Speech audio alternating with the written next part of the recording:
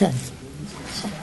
Good evening. Let me call to order the regular City Council meeting for the City of St. Helena for Tuesday, August 8th, 2017. Mr. Doring, would you lead us in the pledge? Sure. I pledge allegiance to the flag of the United States of America and to the republic for which it stands, one nation, under God, indivisible, with liberty and justice for all. Roll call.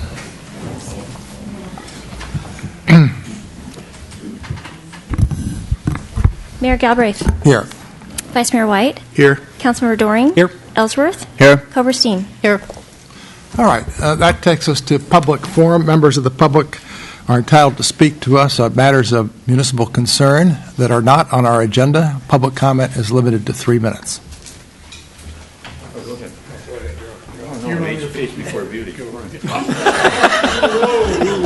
Well, I don't know. I'm no spring chicken. Good evening to the councilor and councilors. My name is Gary Margadant. I live up on Mount Veeder Road. I'm not in the city of St. Helena, but I'm a member of Napa Vision 2050, and I'm also the president of the Mount Veeder Stewardship Council. And I'm here just to make an announcement about a community meeting that we are holding this Thursday evening at 6 o'clock at the Napa Valley Horsemen's Association, which is down on Foster Road. If you travel down 29 and you come to Imola, and if you go west on Imola, it ends at Foster Road. You turn left and you go to about a 3/4 of a mile down to the left, and that's where the Napa Valley Horsemen's is. What we're doing is we're still having a community meeting just to hear what the public has to say. We have a few things to say ourselves, but we're going to limit ourselves to a very, very small portion of that time and allow people to come up and give us a list of things that they're really concerned about so that we can begin to put some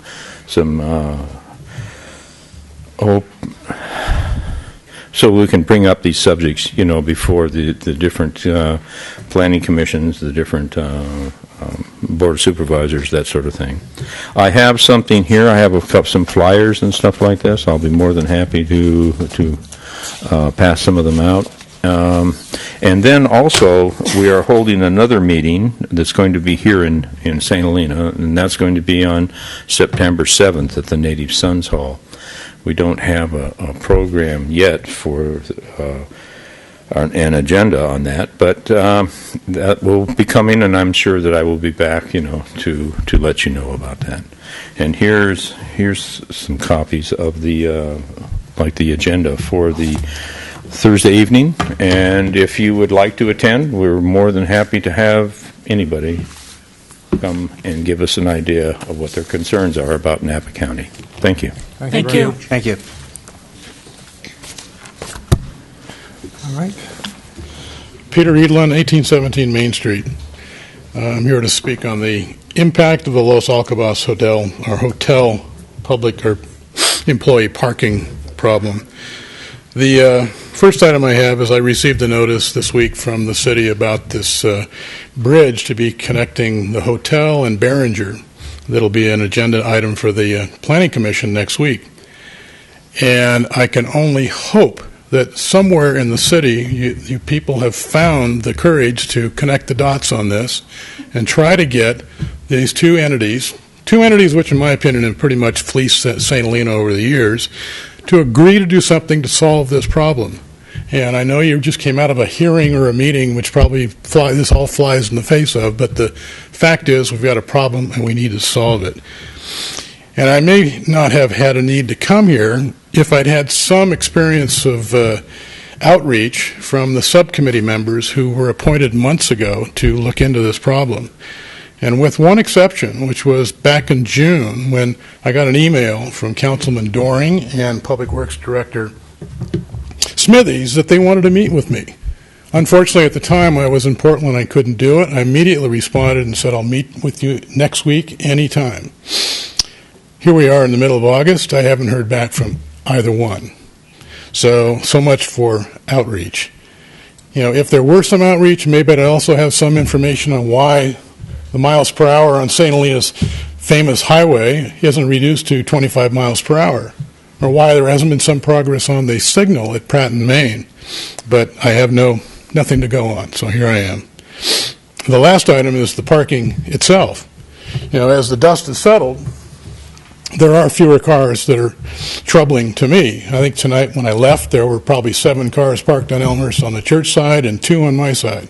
Seems like no big deal. But you have to look at in the totality of the problem, and I don't have enough time to get into it, but I do not want those employees parking on the street. It's much less because the church parking has lessened the pressure on the street. But the church parking, as I understand it, is temporary, not permanent. If it were permanent, I would fight that all the way down the line.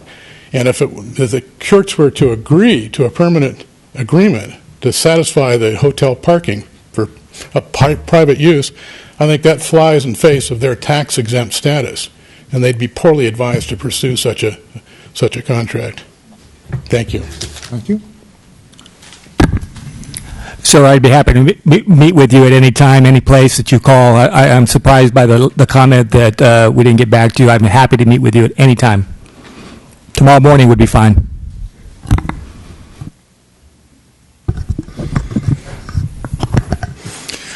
Good evening. My name is Conrad Baldwin, and I'm here on a somewhat different message than usual. I'm bringing you information on the biggest scandal in U.S. history that affected thousands of African Americans and Hispanics in this county and throughout the state of California. Back in 1999, the California legislature passed a bill called Senate Bill 218, which required that as of January 1, 2000, every restraining order had to have a notice on its face saying you can't own or possess a firearm. Unfortunately, when they published the new forms in January of 2000, none of them said that. As a result, thousands of African Americans and Hispanics were thrown into jail, and many of them are still there, without due process and without a hearing. And it's a huge scandal. I'm hoping that you folks will debate this, and perhaps at your next meeting you'll issue a resolution to Governor Brown ordering that, or requesting that he order them to be released and compensated for their damages.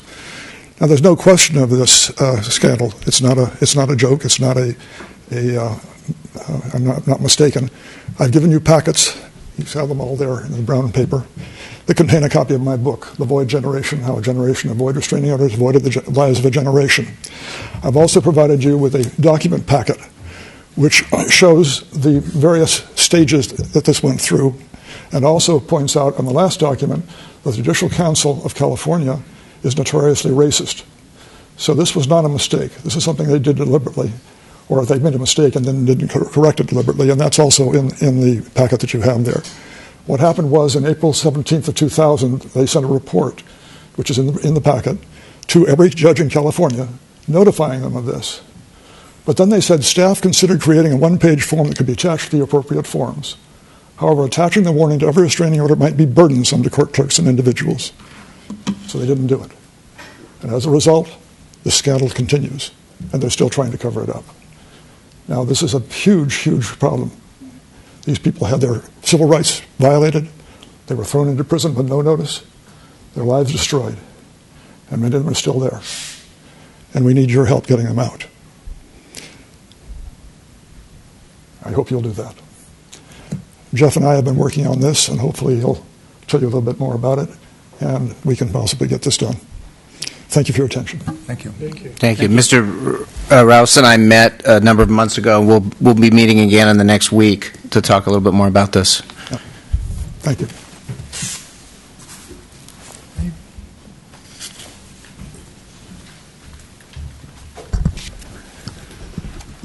Good evening, Mayor, council members, staff.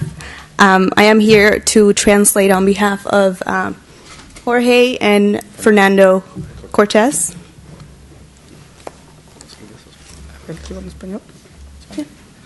Buenas tardes, mi nombre es Jorge. Vivimos aquí en Santa Elena. El pasado 18 de junio, Día del Padre, fuimos al Green Park con mi familia. Good evening, my name is Jorge, and the past June 18th, I took my son to play at the Crane Park playground. Y mi hijo tuvo un accidente en uno de los juegos, para ser más específico, en el puente. And my son started playing in the playground, specifically on the bridge, the bridge that's there. Se quemó los pies, estuvo una semana en Sacramento hospitalizado. He burnt his feet, and he was hospitalized in Sacramento because his feet got burnt so badly. Él tuvo quemaduras de segundo y tercer grado. Lo que queremos es a ver si nos pueden ayudar, porque fui a la ciudad de Santa Helena con la finalidad de que nos ayuden a remover el puente o cambiar el material. He had second and third degree burns on his feet, and they are here to request that the bridge be either removed or replaced. So instead of the plastic that's there, to be replaced with a different material. Lo que nosotros queremos es prevenir más accidentes, que otro niño o otra persona sufra un accidente igual o peor que lo que le pasó a mi hijo. They just want to make sure and prevent any other accidents from happening, to any other kid that goes out and plays when it's really, really hot outside. Nosotros fuimos a la ciudad y expusimos el caso, pero la encargada del parque de recreación nos dijo que por el momento no podía hacer nada. They came to City Hall and expressed their concerns, and ¿quién era? ¿Ella o? Cindy Park me dio la tarjeta. ¿Y qué les dijo? Que no podía hacer nada por el momento. Okay, they spoke with Cindy Black, and were informed that we couldn't do anything about it at the moment. Lo único que hizo... ¿Fue ella? Sí, cuando usted me habló, me dijo que... Y después yo recibí de la tarjeta, que era la encargada.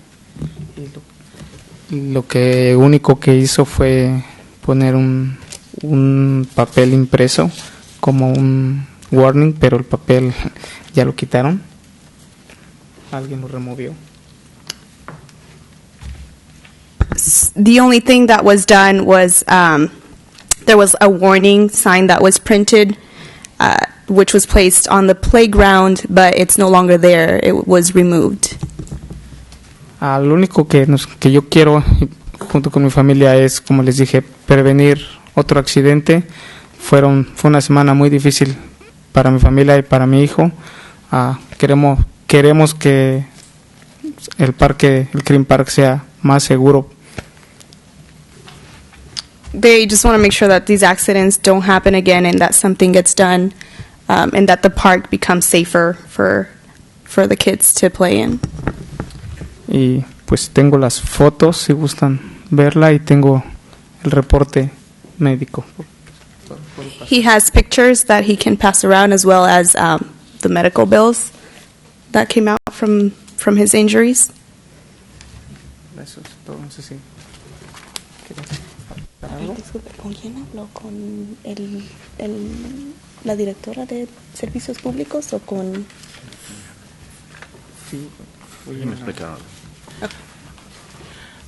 Good evening. My name is Manuel Cortez, and I'm going to try to explain better. The 3 days later of the accident, we came back to the Green Park, and we talked to one of the maintenance guy from the city of St. Helena. We explained about the accident, and he tried to blame us, saying, well, it happened to kids, plus what are you guys doing that day? And as I explained, I said, well, side by the playground, it is a sand area where the kids always pull the shoes off. So, and actually, for the kid, it took like seconds. That Sunday, if everybody remember, the weather was like 100 degrees at least. So anyway, came back 3 days later to look again through the bridge, and we noticed the weather was 85 degrees. Touching the plastic bridge, to me, it was like actually feeling 150 degrees. So for a 2-year-old kid, with the light skin and the feet, so it took like seconds. So there was no way to blame us and say, hey, what are you guys doing? What are you guys wear? So this is the point. And the point is, we request the guy to really put a sign. Yeah, please continue. That's all right. Thank you. So he offered to put a sign, and we came back later, a couple of days later, and look, and it was a tiny sign, a little sign, with warning. But there's no anymore there. So I don't know what happened. And nothing else happened after that.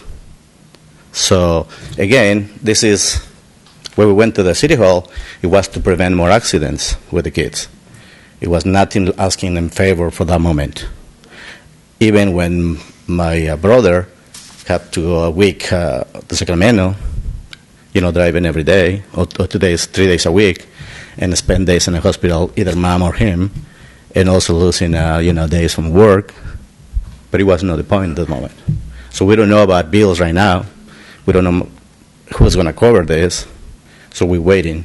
So, but the main part is prevent more accidents in the park. Thank you. Thank you very much. I think we all read about this event in the paper. I think we all, including the city, are sensitive to it, and we'll continue to look at it. We do have our new Parks and Recreation Director here this evening, and we have our Public Works Director here this evening, and certainly the city's going to take a further look at the bridge. And thanks very much for coming to the City Council. Thank you. All right.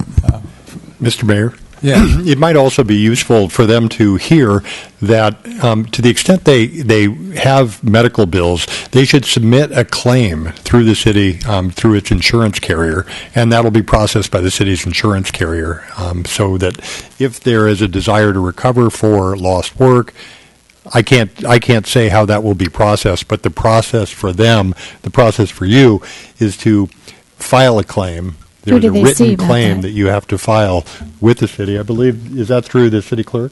Yes, yes. And that claim then gets sent to the city's insurance company. So come into the city clerk's office. I have the claim forms, and we'll go from there. Thank you. The pictures, there's only one set. If you want to just pass those around, you may keep them. Thank you. Thank you. Can I briefly address something regarding the matter? Sure. Is that allowed? They came into City Hall and they did speak with me, and I suggested them filling out that claim for and providing it to Cindy Black. Therefore, I think that's where they got their names mixed up. But I will go ahead and let them know again. Okay, very good. All right. Thank you. Good evening, Mayor, members of the council. My name is Diana Meehan, and I'm representing the Napa Valley Transportation Authority. I'm the active transportation coordinator there, and I'm here to let you all know that we're just beginning the process of updating the Napa Countywide Bicycle Plan. To kick it off, we've created a thing called a wiki map, and what we want to do now is get everybody to get on the wiki map and comment about bicycling in Napa, particularly here in St. Helena.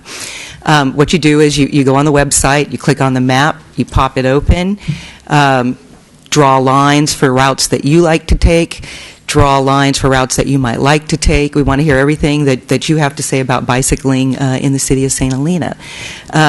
If you will do that, get on the map, make 3 comments, pass along the information and to 3 other people and ask those 3 to make comments, we can get the word out to as many people as possible. So, once every 4 to 5 years, we update these plans to keep current with policies, to keep current with funding, the way the funding rolls down to us. As you know, last year we put together we adopted the countywide pedestrian master plan. This will pair with the bicycle plan once it's completed. The process is will take about a year. and we'll have an overall active transportation for Napa County. So that's my shameless plug for the Napa Countywide Bicycle Plan. One other thing I'd like to say is that on our Active Transportation Advisory Committee, we are short a member from representing the city of St. Helena. So if you know someone or if there's anybody in the room interested in joining us on that committee, we meet the fourth Monday every month, and we talk about all things active transportation.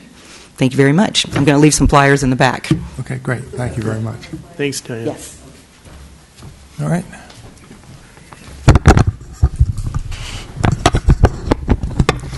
My name is Mike Thomas, 2170 Palmer Drive in St. Helena. I'm here to discuss the status of the RFP on Adams. Isn't that on our agenda? I don't think so. It is. On 8.6, we've got Adams Street, receive oral report by staff, and we'll take public comment at that time. So it seems like that's... When is it going to be? It's 8.6 on our agenda. It's toward the end of our meeting, so it's going to be a while, but I don't think it will be hugely a while. But it's on our agenda.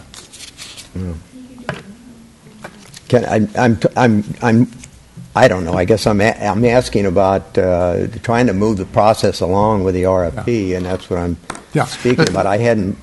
What does it say exactly on there? Because I thought I read everything. On the agenda, it says Adams Street receive oral report by staff, but my intent certainly was to open it up for public comment at that point in time. Since it's a matter on our agenda, that's all right. here. I got you. We should address it, that's all. Thank you. Good evening. My name is Kimberly Meredith, and I'm here representing St. Helena Hospital.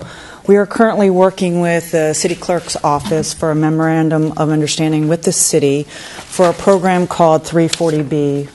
And basically what this program is, it's a rebate program that the hospital receives from the Medicaid program for pharmaceuticals. The hospital has to turn around and use these funds that we receive as a rebate from the pharmaceutical companies to give back to the community, either through the indigent population or the underinsured. We've currently engaged also 2 of the retail pharmacies here in the Upper Valley, both Visconti's and the retail pharmacy in Calistoga. So we're here today just kind of presenting kind of the initial request to continue to work with the City Clerk's Office for the memorandum of understanding with the city, and this is a legal requirement for the federally funded program through the 340B program. Okay. All right. Thank you. Very good. Thank you. Thank you. Any further public comment? I'll close public comment. That takes us to reports by staff and city council, future agenda items, and AB 1234 reports. Let me begin by stating that we met in closed session. We discussed a number of litigation items and one employment matter, and there is no reportable action if the city attorney agrees with my statement. All right. And secondly, as we begin here with reports by staff and city council, let me welcome our new city manager, Mark Prestwich, to his first meeting, and also our new Parks and Recreation Director, Andre Pitchley. And I believe this is his first meeting since he's taken his position, although he was here at the time we considered his employment contract. So welcome to both of you. So let's start with the city manager, report by staff. Just briefly want to thank the council for their confidence in hiring me. I'm really looking forward to serving the St. Helena community in this council. I also want to extend my thanks to you for involving the community and the staff in the selection process. It was helpful for me to meet members of the community, learn about issues, and also speak with the staff. So thank you very much. I'm looking forward to the job. All right. Ms. Mitz? Thank you. I have 2 quick items to update the City Council and the public. The first is Measure A. Last week, myself and the Administrative Services Manager, Mandy Kellogg, we met with the Financial Oversight Committee meeting for Measure A, and it went really well. So we provided an update on where we were at. In addition, the County Auditor Controller, they have done their complete audit of Measure A, and that also went really, really well, and she commended the city on all the work that we have done on it. The next step is we will be bringing an amendment to the City Council for Measure A drawdown in the near future. So I wanted to keep everybody apprised of that. And the second item is an update on our utility rates. As you know, we had an ad hoc committee. They made their recommendations to City Council. Based off of City Council's direction, we have been working with the rate consultant. On August 22nd, the rate consultant will be here to discuss and give an overview of where we are at in the process. And we are hopeful that we will be able to bring a revised rate schedule to the City Council and to the public on September 12th. All right. Ms. Black? All right. Mr. Hausch? I just want to announce that we have filled the building official position. Philip Henry started Monday, so yesterday was his first day, and I'm sure members of the community will be meeting him as he does inspections and meets with folks to provide comments on their building permit submittals. Very good. Okay. Ms. Smithies? I just wanted to announce that we've also filled the utility operations manager position. We have Felix Hernandez III. He's actually here in the back row. Okay, and good. he started yesterday as well, so we're really welcome to have him on board. All right, very good. Mr. Pitchley, do you have anything to say? Nothing to report. Nothing to report. Am I missing any other director? I don't think so. Okay. Ms. Koberstein, anything to report? No, I would just like to say I'm very happy that Mark is here and that we can all get to work together. I think, we made an excellent selection in city manager, and I hope as a council and through our manager and with our staff we could get a lot of good work done. Mr. Ellsworth? Yeah, I was out of town for a couple weeks, and there were some meetings. I'm on two county committees that met, and I'm waiting to get reports back. The first one is the Cannabis Roundtable, and that's looking at cannabis-related issues around the county. The next meeting on that is August 25th. And then the other one is it's called the WIC. It's the Watershed Information and Conservation Council. And the last meeting, they talked about the county climate action plan and the groundwater monitoring, and I'm waiting to get a report back on that. And that meets again in September. So anybody that has any interest in discussing those issues can get in touch with me. And also glad to have Mark and Andre aboard, so thank you for being here. Mr. Doran? Nothing to report. Thanks. No, I have nothing to report either at this point in time. All right, that takes us to our consent calendar. And again, any member of the council or any member of the public can ask that a matter be withdrawn from consent, in which case we will consider it. 6.1, consideration and proposed approval of a resolution authorizing the city manager to enter in an agreement with the Britton Tree Services for tree pruning at Lyman Park, Main Street, and Stonebridge Park for an amount not to exceed $38,240. And there we have an amended resolution that makes a clerical correction. 6.2, did you want to withdraw that one?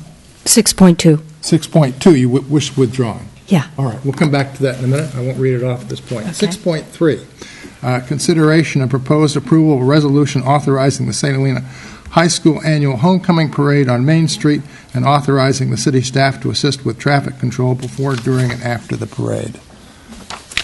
All right. At this point, the chair would entertain a motion to approve consent items 6.1 and 6.3. So moved. Second. Ms. Black? Councilmember Doring? Yes. Vice Mayor White? Yes. Councilmember Ellsworth? Yes. Koberstein? Yes. Mayor Galbraith? Yes. Now that takes us back to 6.2, ratification of a construction contract with Gregory Equipment, Inc. for an emergency repair and update to the levee at the wastewater treatment plant in an amount not to exceed $75,755. Approval of a resolution authorizing the city manager to execute the contract. Now, is that Ms. Smithies or? No, that'd be me. It's a construction contract. We had some concerns with our chlorine line having some that treats our wastewater fluent before it's discharged to the spray fields, and in order to get it done quickly, we needed to get an emergency contract. We did get we tried for 3 bids, got 1 contractor that was available at the time, and we wanted to move as soon as possible in order to maintain the chlorine treatment that we had, because there was an imminent threat that it would fail completely in the amount of time between now and a meeting, and in fact that we might lose a contractor at a very busy time of the year. And I'm happy to say that they'll be done by the end of the week. They found the leaks. There was also a line in between the levee that was leaking this fall, and it came to light that it was leaking still during irrigation and causing additional levee concerns, erosion. So that was the second part of the emergency contract, was getting both done at the same time. And they found the leaks, and they made those fixes, and now they're backfilling the levee and compacting it. Okay, very good. Let me open it up to public comment. Okay, thank you for that explanation. So, yes, I was interested in the upgrade to the levee. So it sounds like a minor maintenance repair. There's not going to be any grading or reconstruction of the levee? Well, they have to reconstruct it once they've opened it up. So it's because there's a pipeline through the levee that was causing some degrading in the levee. Okay. All right. The upgrade is to the turnout. So it's the irrigation line going out to the spray fields that was where they noticed their leak was coming in. So while they were in there, they were upgrading, putting an above ground turnout, because we are doing some spray field improvements this fall. So they thought while we're in there, might as well add that extra valve on top. Okay. So there's no, how should I say, major change in the configuration of the levee. It's not going to a different construction formation of the levee, like making it set back more or go more into the river or anything like that. We don't have approval to do any of that. Okay. At this time. All right. Any further council discussion? Chair would entertain a motion to approve item 6.2. Move approval. Second. Ms. Black? Councilmember Doring? Yes. Vice Mayor White? Yes. Councilmember Hoberstein? Yes. Ellsworth? Yes. Mayor Galbraith? Yes. Okay, that takes us to new business. We have no public hearings, new business. Consideration of proposed approval of a resolution adopting the 5-year capital improvement plan, fiscal years 2017-2018 to 2021-2022, related budget transfers, and CEQA determination. And Ms. Smithies, you're on prime time here. All right, thank you. We'll wait till the TV loads up here. But this is our 5-year capital improvement plan. Many of the projects you've seen over and over again, some during the ad hoc utility. That's the majority of our projects this year. Some of them are repeats from the year before. A little background, we went to Planning Commission last week and got their concurrence that it meets general plan consistency. And the goal is, after this is adopted, is that I start my process well in advance of Director Mitt's process in finance, so that we can join these documents together for next year's budget. With that, we'll start. As you can see, this is the title page. So this is a 5-year planning document. It's to maintain and improve city infrastructure. This year we're looking at a $40 million over a 5-year period. Majority of those projects are utility projects, deferred maintenance. The 4 categories that you're looking at are civic, streets, wastewater, and water. And as you can see, the first year program is about $5.8 million. What we did was we estimated the year end of 16-17 and forecasted what this year would cost. So any additional transfers in this year, as you see in the staff report, we are requesting an additional transfer from gas tax into our streets fund,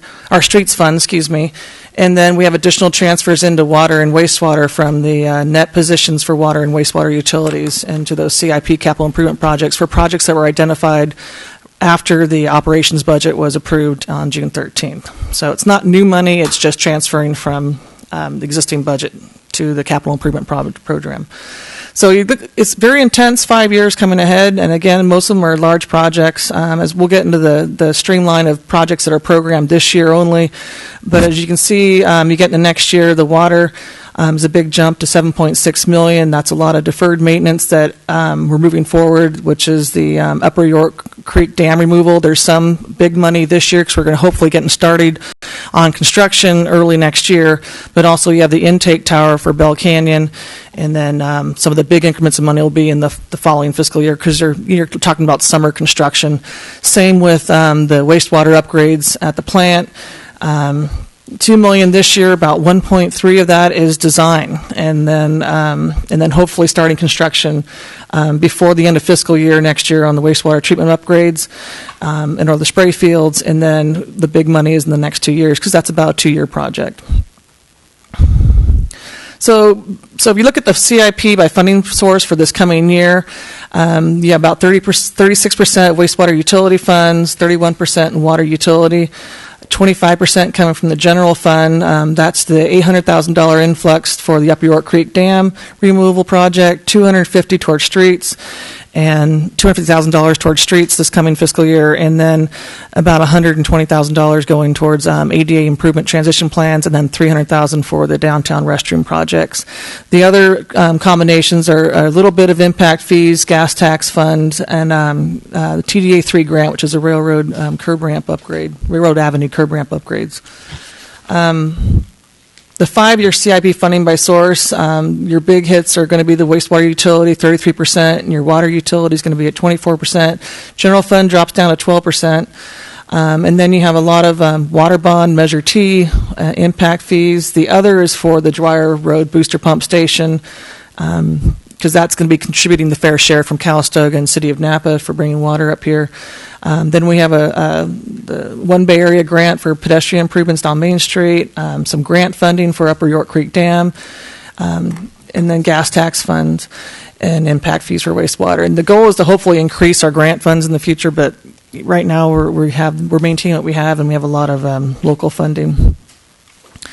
For the description for the projects being funded this year, we have the downtown restroom project. We're about 3/4 done or more on design. We're just finalizing plans and specifications, as many of you know, so we can go out to bid later this year.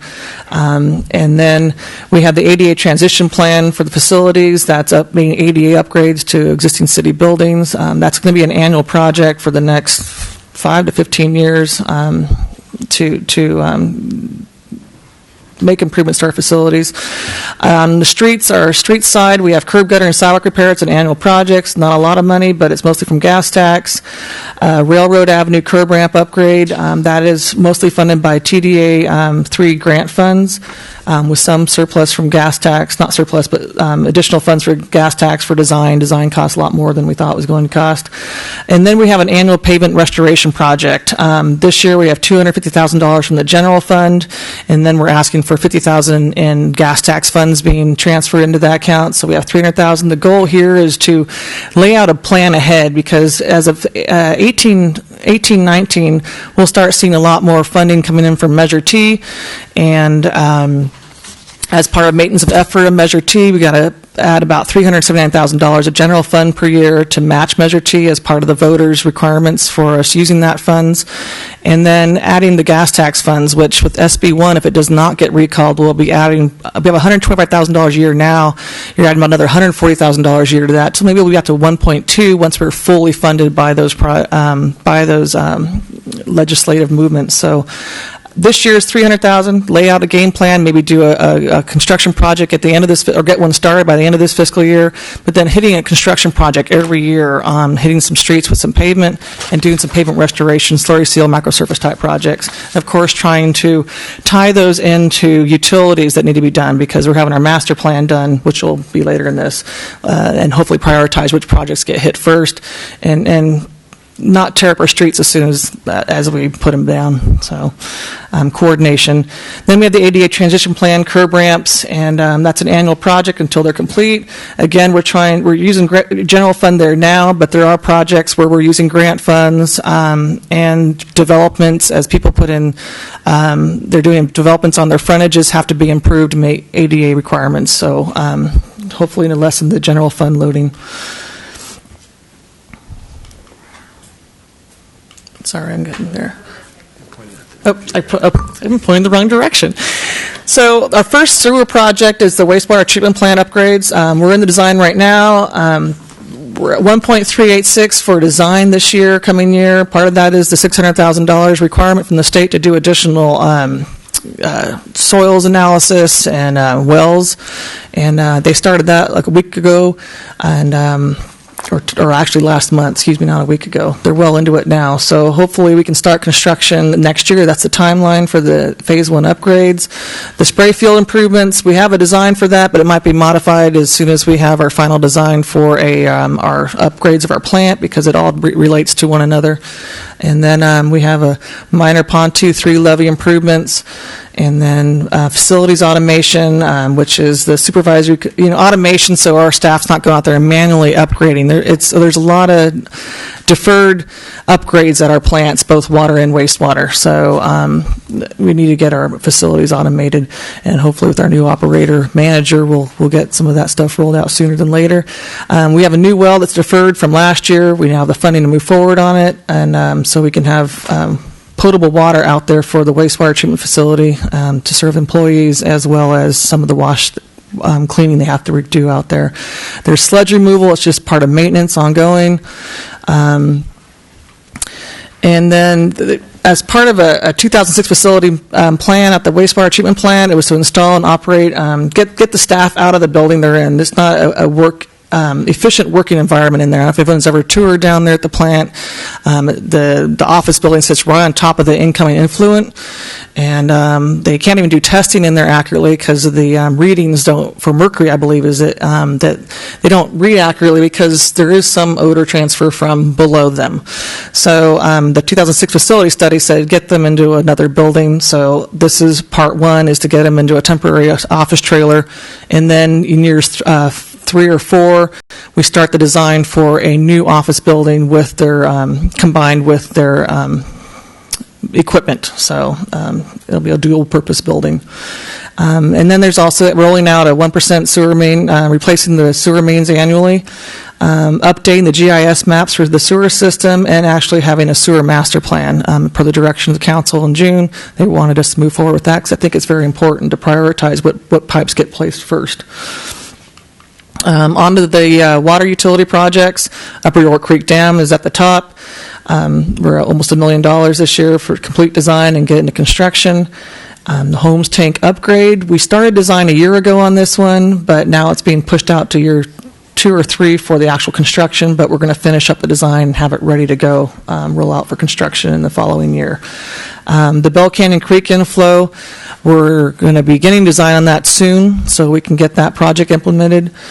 The Tank 2 rehab, we're going to start design this year.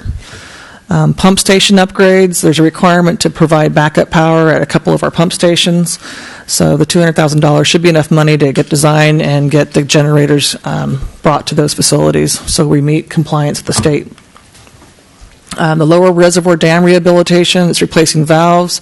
The geotechnical investigation, I actually have an update that we're eligible to apply for a grant. We submitted a notice of intent at the very end of last year, or the end of last fiscal year, or this fiscal year. And they just gave us notification last week that we could apply for a grant. We just got to confirm that we have the capacity to do that at this point and see how labor tested the application is, but it'd help us pay for that facility replacement. The Bell Canyon intake tower, it is in design currently, and hopefully we get started on construction early next year. The spill containment at Bell Creek and the Stonebridge wells, it's just a requirement to have emergency cleanup action so you don't have chemicals going down to our storm drain or any other tributary. And we'll get those rolled out this year. And we have a pump station restriction at Rutherford that limits our ability to pump water from the city of Napa. So we're hoping it's only going to be $150,000 total, but we'll find out when we start getting into it this coming year.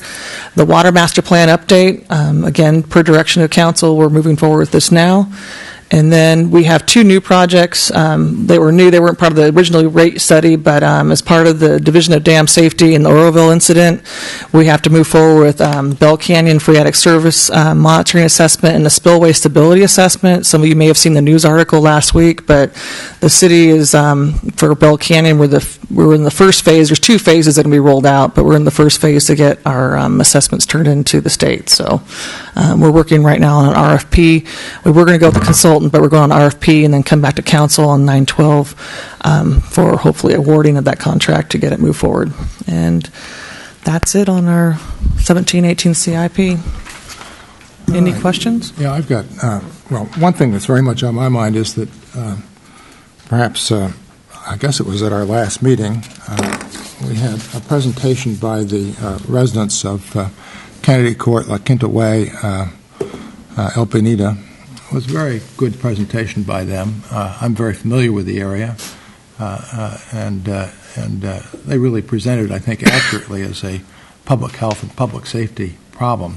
And so I would be very anxious, if possible, that be a high priority road project, and it may well be, and I forget the details here, but it may well be that there are sewer line connections from the sewer lines, the main sewer line that need to go to the property lines that would have to be taken care of at the same time to avoid the very problem that you say of having to re-dig up the streets.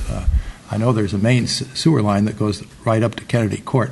What I don't know is the extent of the laterals going off of that to the various homes up there.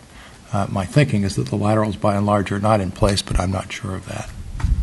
But I would certainly urge Public Works to give that a very high priority. And I was looking at our needs assessment. If we were to have $9 million right now for this fiscal year, we could hit a lot of the streets that have been come up in recent conversations, and these were on that list. In the like a $1 million scenario, La Quinta Way, not La Quinta, El Bonito Way, which connects those two, was actually the next up slated. So it makes sense as a nexus to complete that entire route right there and have that all new. So, but that's part of what we want to roll out is prioritization. We actually met with the consultant MTC hired for our 2-year inspections of our streets. They're going to be starting this fall, and its ability to attack onto that is to get this pavement engineering started so they could go ahead and move forward using that contract. So we met today, and I'm hoping that we can get something as soon as December. Was the idea of having our Street Saver software system that helps us identify which streets we should hit first, and go from there and move forward and with those in mind, those locations in mind.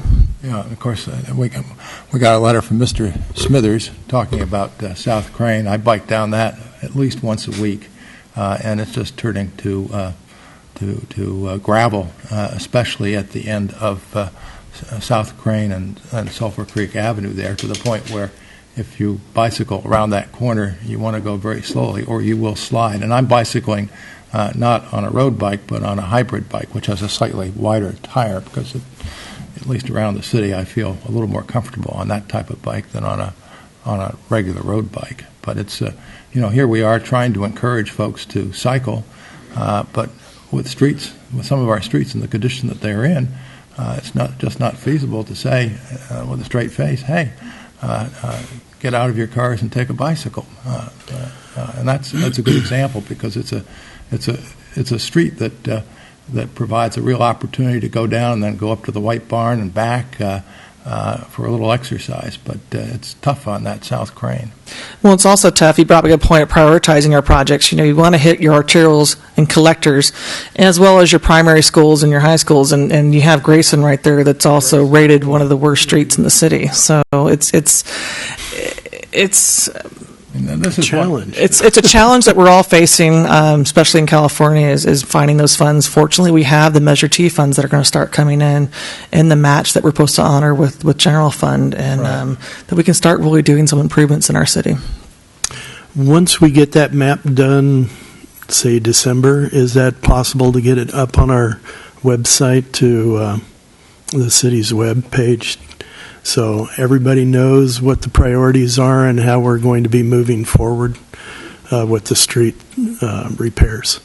We could do so. We could provide, an update of what the current conditions are. That's part of its GIS mapping, and I don't think we have that in our system at this point, but we need to. And I'm asking, it's not that much money to add that mapping to the Street Saver program, and I think it's beneficial for everyone to see.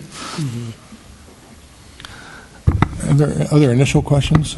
I would just echo your comments, Mayor. I would just echo the mayor's comments with respect to Kennedy Court and La Quinta. But one of the things I think is important is that the council stays abreast of. I'm directing my comments to you, so that the council stays abreast in terms of the amount of money that we have, and if it's a close call. In other words, we have about $300,000, right, to for this fiscal year for all the paving projects. It's not going to carry us very far. So it would be important for me to know if El Bonita is high on the list and we can possibly attach La Quinta and Kennedy Court to it, but we might need a little bit more money. I'd rather have that decision come to the council and see whether we can find that money rather than just say, okay, we're going to limit it to El Bonita. I'd like to at least have the opportunity to weigh in on that to see how much are we off. I mean, it's subject to estimate, subject to a lot of other things. So that does that? Am I clear? Well, if I was working in that whole area, because that's the only section of streets in that area that needs work. Everything else is fairly new, Magnolia Oaks. It connects to that area, and it makes sense to design it and then go out to get estimates on it and find out where we're at. And I've just got a note from, if we're to adopt this resolution, what we missed on here was the secret determination. I missed that on iCompass, but we need to add the sections of the secret determination, and we can talk about that later. But 15301, 15302, and 15303 are the determinations for the secret requirements, exemptions for the adopting the CIP budget. I think I mentioned CEQA when I introduced the item, very briefly, without listing off the I thought so. sections. No problem. But I think what the hope is that when the council does make a motion, and if it is to approve the item, that the resolution reflect that the council is also adopting the exemptions referred to on the agenda. yeah, right. Thank you. Sorry. No problem. Any further initial comments from council? I've got a comment on the wastewater issue. I'm going to open it up to public hearing in just a moment.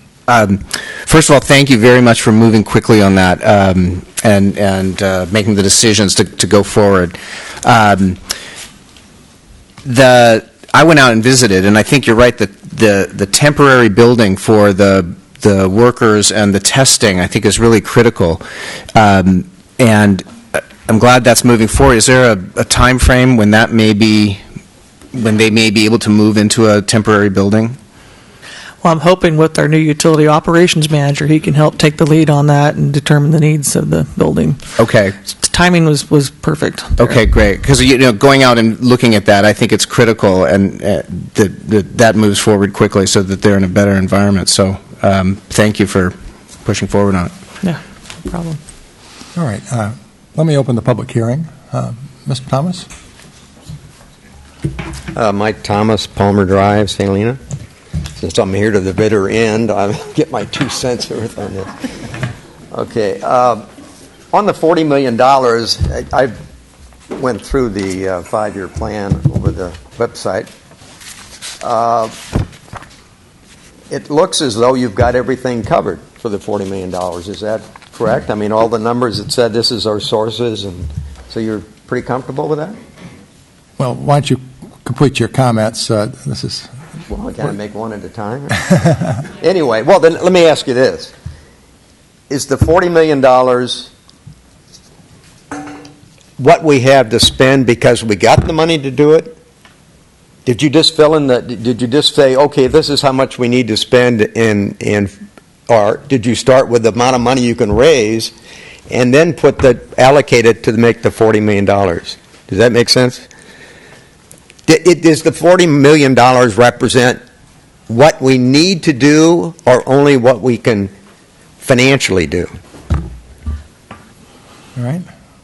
So what's budgeted for this year, which is what they're adopting, is the 17-18 adopted. Well, they already adopted most of it. There's just additional transfers in that need to be made Mm-hmm. but what I see what you're saying is this is a forecasting tool. So Right, I understand majority of that. those projects, like the utilities, have been identified in the rate study. Those are the funds that are anticipated coming in based on the rate payers paying those rates that were approved back in November of 2016. The remaining funds are forecasted. There's anticipated we'll get $600,000 a year from Measure T. There's an anticipation we'll get $240,000 a year in gas tax. And we're required, as part of Measure T, to make a maintenance of effort or general fund of $379,000 a year towards the pavement restoration. So those fundings are anticipated and forecasted to be in the budget for those fiscal years. Okay, but right now, you've got everything you can anticipate that we need to do or would like to do is in this budget? In other words, are we leaving a lot of the table? We need more money for streets that's in here? Do we need more money for this, that, or anything else in here that's not been covered in the 5-year because we can't see getting the money to do those projects? Well, How much would it take versus what you have here for streets over the next 5 years? Is that going to cover our streets to get them up to where they should be today? No.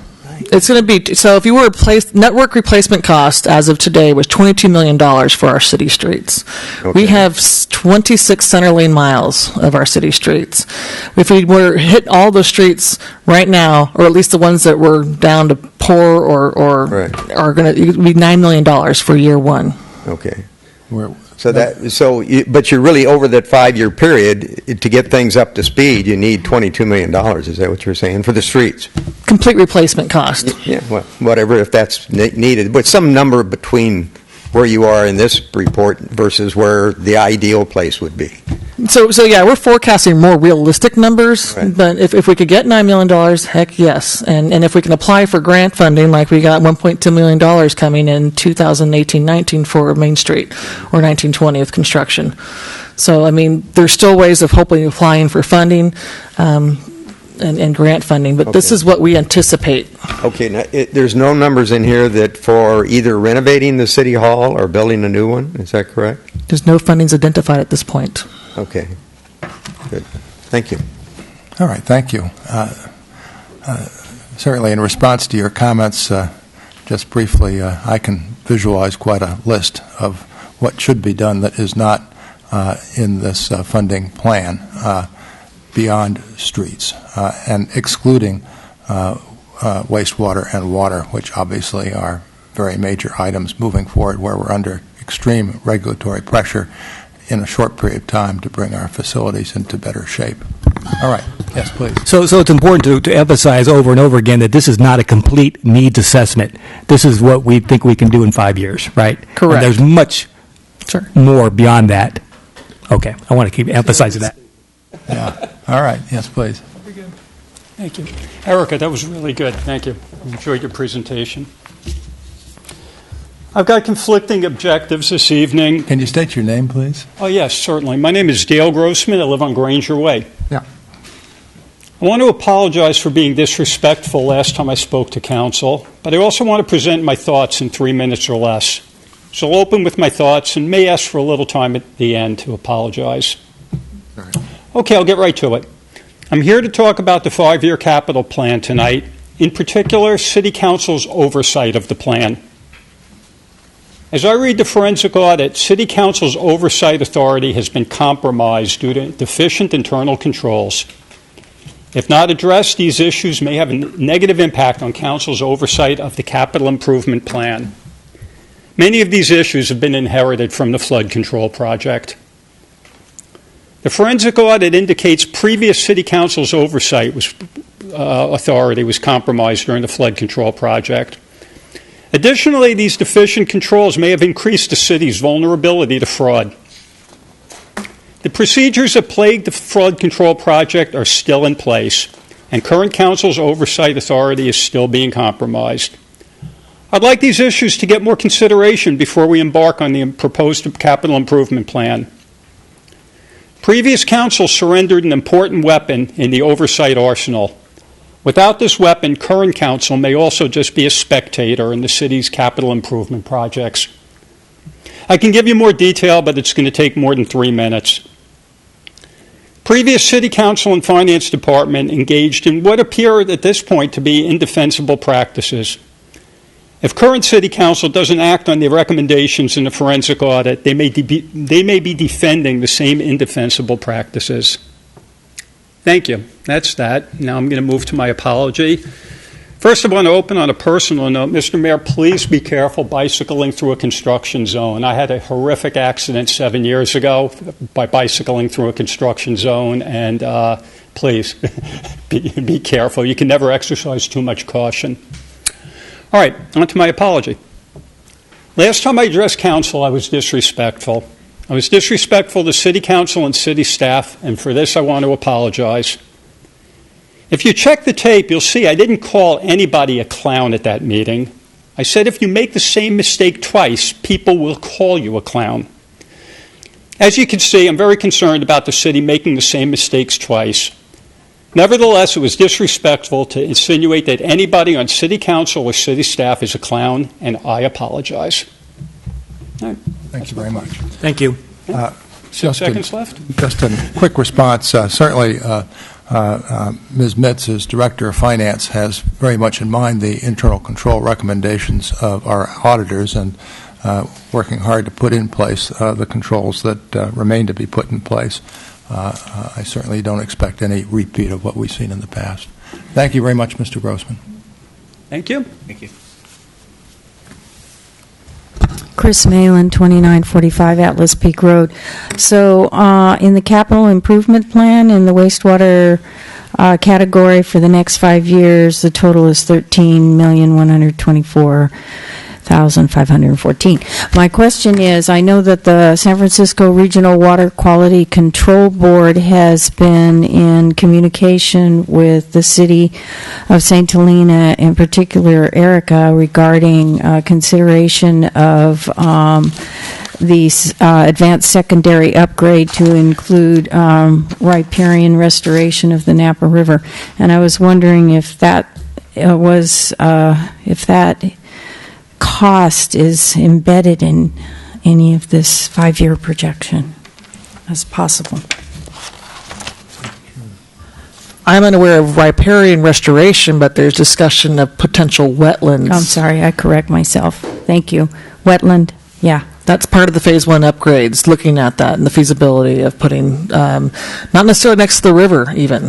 It's actually westerly from the river, which to me doesn't make common sense as a connection to the river, but that's what I know at this point in time, and that's what they're looking into as part of that study, that the $600,000 addition to the contract in June. Okay. So does it have to be embedded in here, in this 5-year projection? It is $8.1 million for the wastewater treatment plant Phase 1 upgrades. Okay. All right. So it's part of that project. So if the price goes up, the price goes up. If the price goes down, it goes down. But wetlands is part of that consideration. Great. Thank you. All right, thank you. Any further public comment? All right. I'll close public comment. Is there any further council discussion? Then the chair would entertain a motion to approve the 5-year capital improvement plan, and also make the determination that it's categorically exempt under sections 15301, 15302, and 15303 of CEQA. So moved. Second. All right, Ms. Black? Vice Mayor White, Yes. Councilmember Doring, Yes. Ellsworth, Yes. Coberstein, Yes. Mayor Galbraith. Yes. Okay.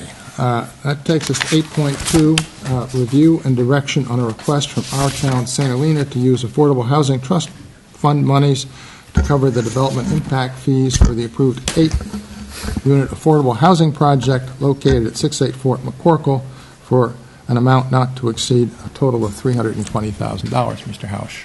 Thank you, Mayor Galbraith, members of the council. The item before you tonight is exactly as the mayor said, review and direction to staff regarding a request from Our Town St Helena to use Affordable Housing Trust Fund monies to cover the development impact fees for the Brinkle Court 8-unit self-help project proposed at 684 McCorkle for an amount not to exceed $320,000. To provide some history on this project, the city purchased 684 McCorkle for $700,000 in 2013. 2013, using a combination of Affordable Housing Trust Fund monies and general fund monies.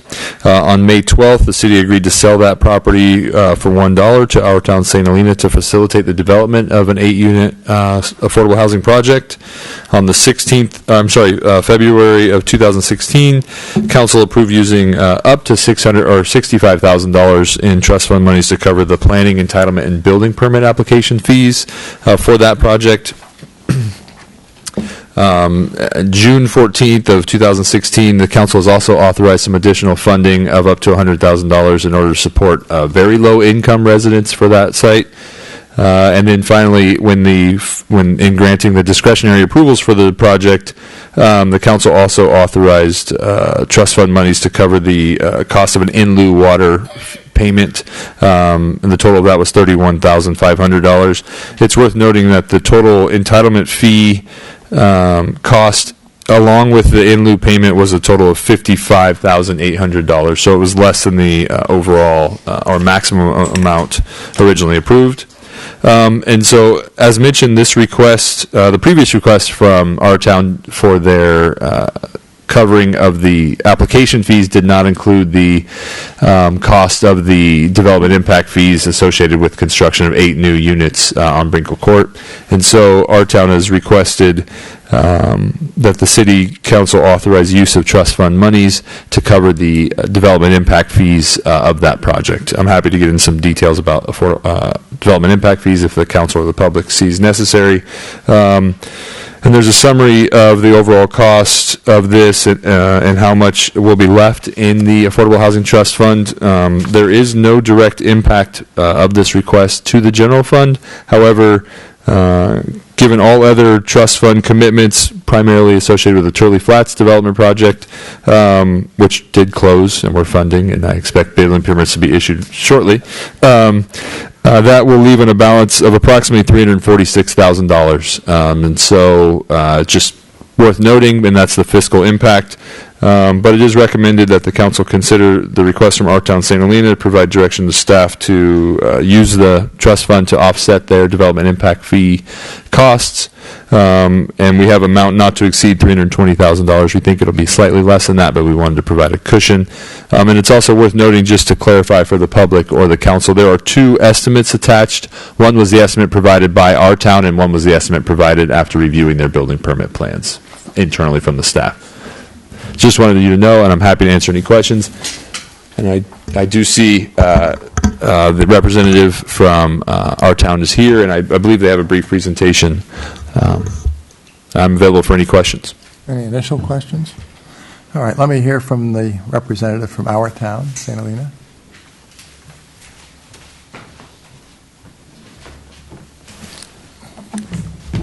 Good evening, Mr. Mayor, council members. Howard Siegel, Our Town St. Helena Project Manager. It has been a while since I've been before you, and just wanted to acknowledge the new council members and the new city manager. Welcome back, Mark. Mr. House has given a good review of where we've been so far, and I just really wanted to provide a status update of where we currently are in the project. Again, as he had mentioned, this is a half-acre parcel that's going to be subdivided for 8 units of ownership housing for low and very low-income residents. And where we are in the process now, from an entitlement standpoint, the council has taken multiple actions, and we are working with staff currently reviewing the final subdivision map, so we hope we will be back before you in the not-too-distant future on that front. We have 8 families ready to go. This is a United States Department of Agriculture funded project in large part. They have provided not only a grant to Our Town for administrative and program management purposes, but they are the same body that will provide the low-interest, long-term mortgage loans to the homeowners, who are all at 80% of median income or below. One of the things that I know the city was hoping we'd accomplish, and we appear to be going a long way in that direction, is to accommodate at least 2 of the 4 required by the RENA state mandates very low income, which of course is very rare to have very low income home ownership. We look like we might be able to accommodate 3 of the 8 at this point would be in the very low income category.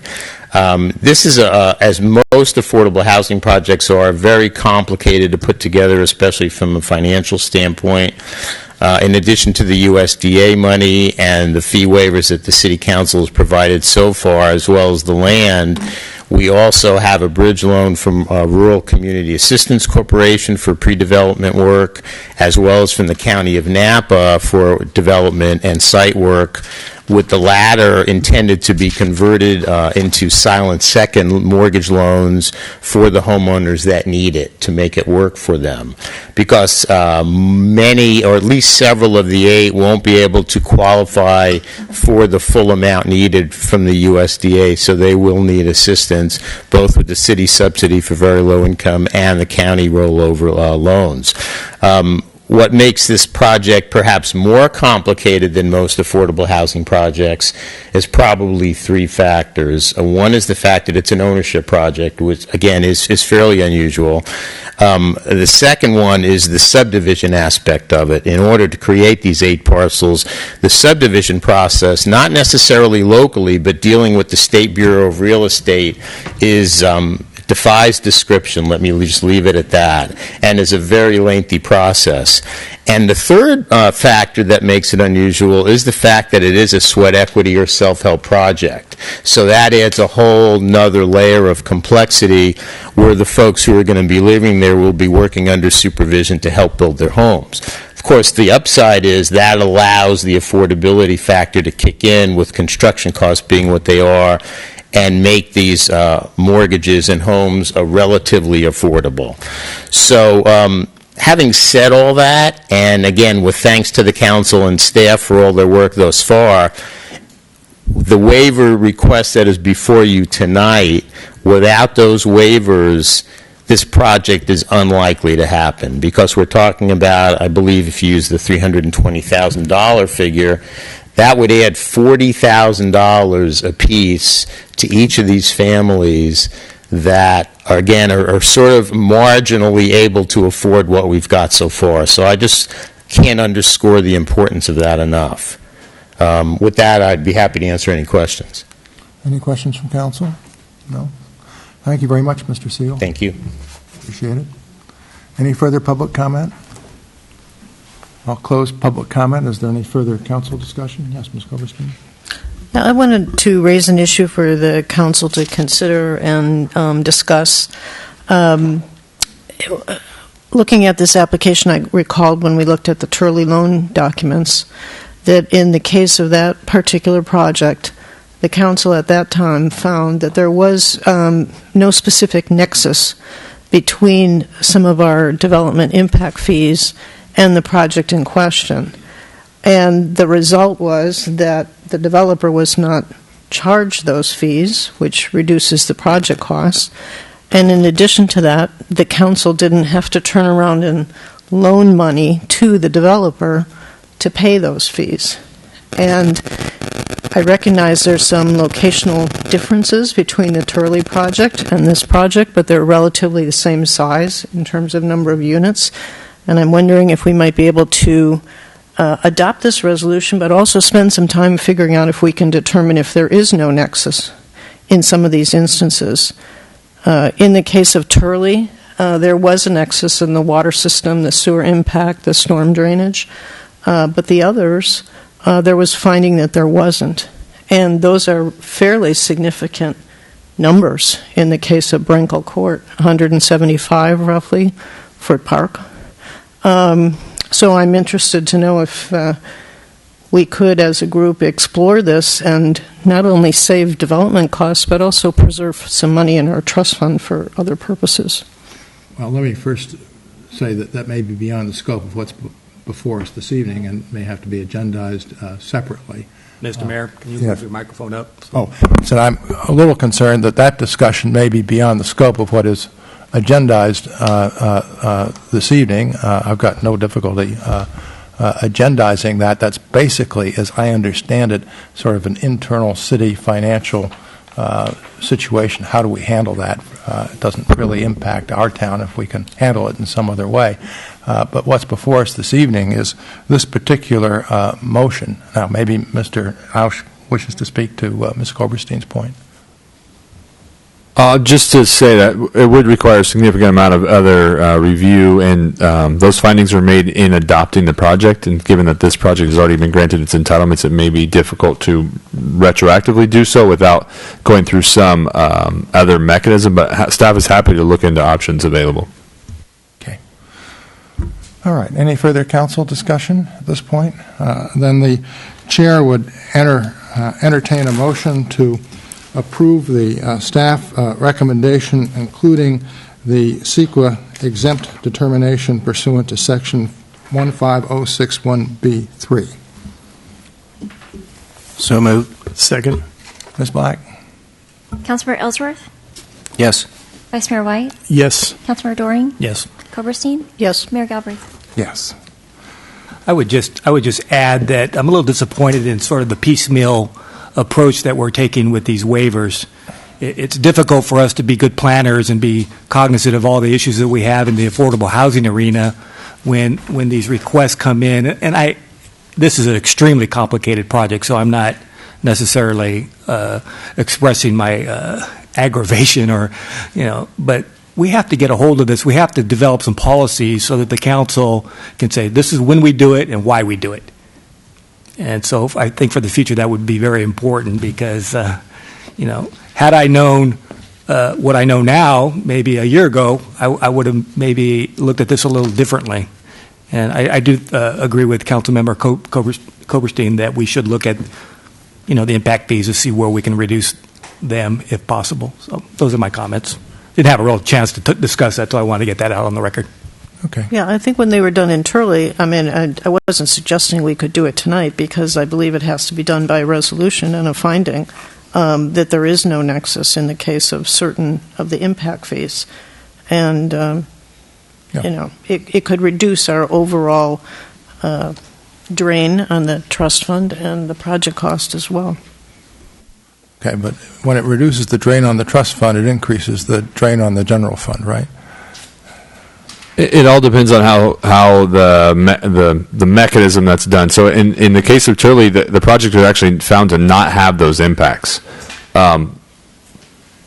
Staff, that's a challenging thing as a planner for staff to recommend a decision-making body do.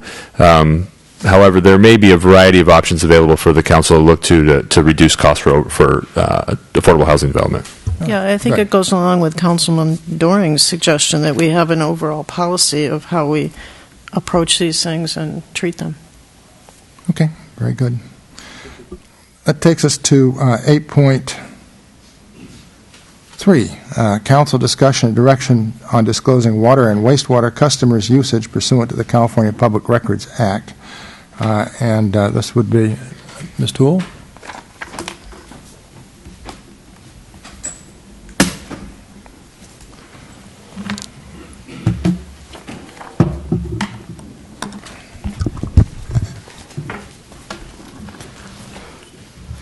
Good evening. Tonight, staff is seeking direction on disclosure of water and wastewater customer data usage pursuant to the California Public Records Act, or PRAs. So the city's had a longstanding policy to withhold customers' utility information, and that is in accordance with the California PRA. So we've had several PRAs requesting customer data, and this has also come up at previous council meetings. So we are, according to Government Code Section 6254.16, certain information such as the name, credit history, utility usage data, home address, telephone number of utility customers is exempt from PRAs. However, in the staff report you can see there's a list of several exemptions to that rule.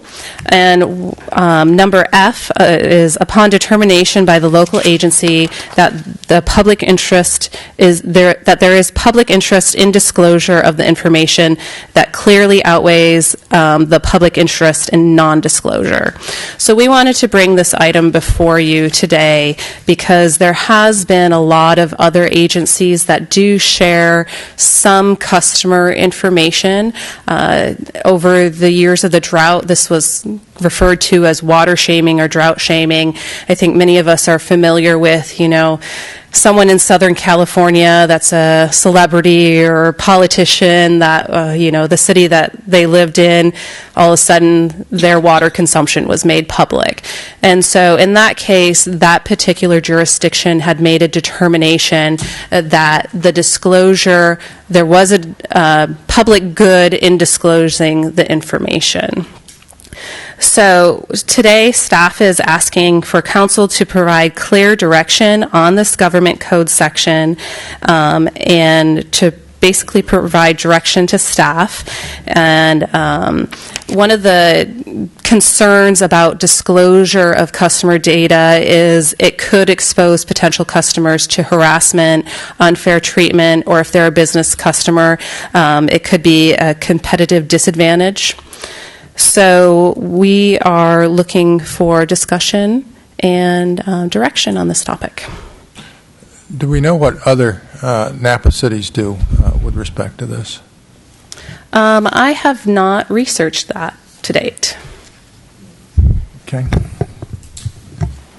All right. Any initial council discussion?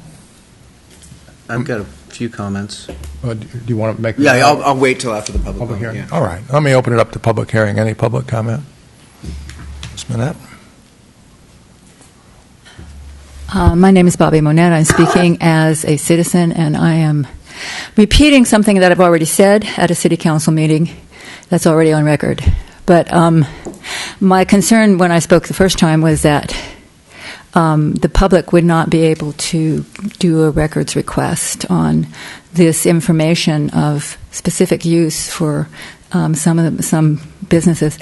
And I had been advised that if there was a cap mentioned in the water permit, that the city would have the ability to ask for an audit as long as there was a cap in the restrictions or in the permission and or the contract, and that that audit, then the results of that audit would be available to the public if they wanted to see those records. And there was a lot of public pressure at the time to be able to see the records of businesses who were using water and had big caps just to see how much they actually were using. So I mean, that was my interest in number and letter F, because that did allow for, when there was a lot of public interest that could be seen as outweighing the privacy, that would be able to happen so that information could become public. So I just wanted to reiterate those concerns that I mentioned several meetings ago. Thank you. Thank you. Any further public comment?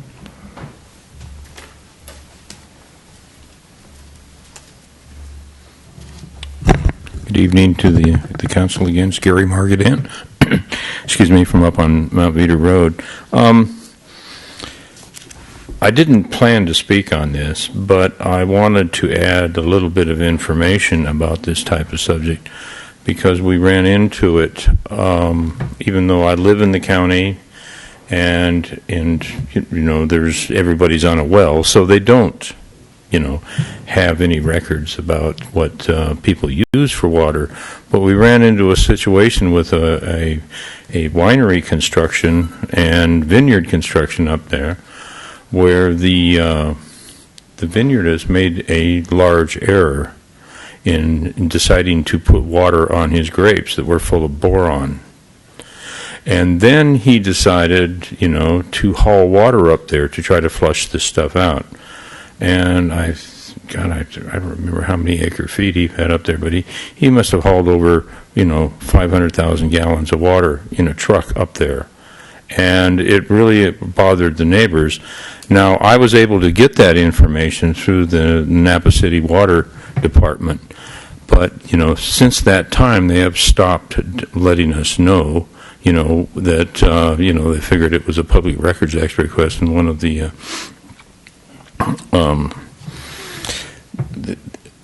exceptions allows them to not give you that information. And this was vital so that people in the hills knew exactly what was going on in their neighborhood. And this was just outside water sales. And I would suggest that, you have you have other wineries that are hooked up to your water system here. And I would certainly say that is something that the public is concerned about, and I would say that it's something that you should make available to them if they ask for it. I think that's really vital, especially with businesses using water and the different rates between the residents and the businesses. It's something that I think is very vital to their information as to how they want their government to do things. Thank you. Thank you. All right, any further public comment? All right, council discussion. Maybe I'll lead off. The key section says, upon determination by the local agency that the public interest in disclosure of the information clearly outweighs the public interest in non-disclosure. So the statute's saying, hey, there's a public interest in non-disclosure, and you can overrule that if you find clearly that there's a public interest in disclosure. To my way of thinking, we don't have the facts before us in this community that would permit us to depart from current policy. I'm not interested in a policy, at least at this point in time, that shames people. I would hope in this community, if in the regular course of business with respect to customers that have caps, that the city takes a look each year to make sure they're not exceeding the cap. And that if a customer is exceeding the cap, I would very much hope that the city would try and work that out with the customer to ensure that there's no repetition of that. And then clearly, if there is difficulty and it's brought to council, then we could make a case-by-case determination. But I'm very concerned that we not, as I believe we would be, going out of step with other Napa cities, and that we have very specific facts that would cause us to make the determination that disclosure clearly outweighs the public interest in non-disclosure. That's where my head is. I guess I totally agree with you, and I just am curious as to what the purpose of disclosure to the public would be, and what would be the end. I guess not result, but why would, or what would be the what do I want to say? The end use of that information for somebody in the public, except for shaming. And I would agree that the city should be looking at all the water agreements that have caps, or and I would assume that I haven't looked at a lot of the water agreements, but they also have penalties if they go over the caps. That is correct. So, we should be looking at those every year, I would think, to make sure that if they are going over the caps, we're collecting the penalties and such. That has happened and continues to occur. Okay. So what you're saying is that in the regular course of business, the city does each year look at those contracts where there are caps, goes back and looks at the customer's usage record and makes a determination as to whether the customer is or is not exceeding the cap. Yes, the finance department regularly does that. Okay. What are the typical penalties if they go over? I believe I didn't bring my binder, so forgive Just in me. general. What types of penalties are we talking about? It's usually, I think it's about 60% of the regular rate is the surcharge, from my recollection. Just to continue on, I sort of agree. I think it's ironic that it's okay to shame an elected official under one of the exceptions, but We're targets. and harass us. That's an okay exception. That's all right. The only thing I would add to it is it's along these water contracts. Some of the contracts don't even use their entire capacity. Some may use right up to the top of the capacity.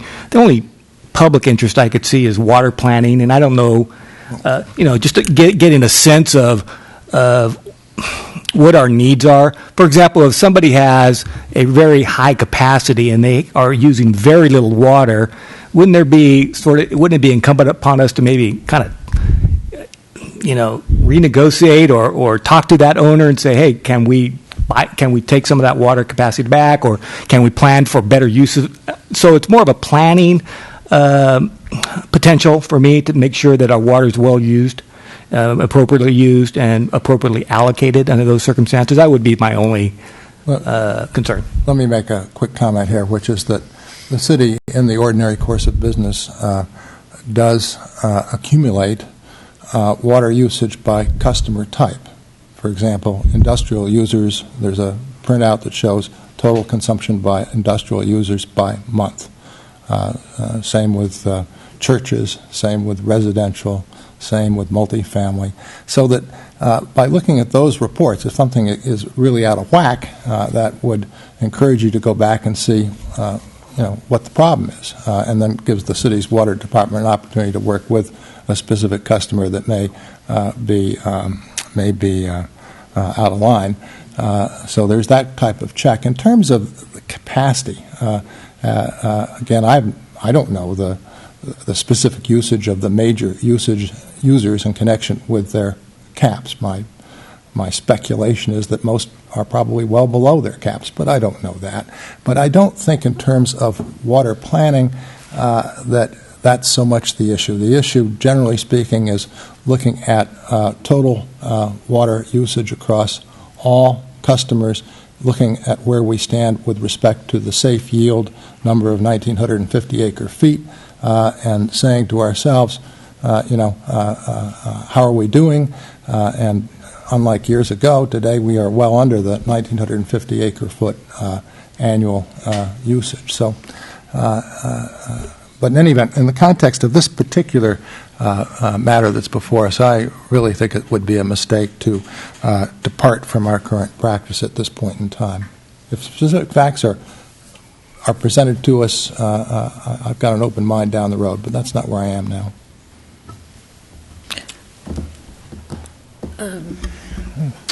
To me, this goes a little bit beyond Public Records Act disclosure, which is one thing that you brought to us, but it seems to me that in some of the things we do in terms of fact-finding in order to make a decision, we may need this kind of information, in which case it would become public.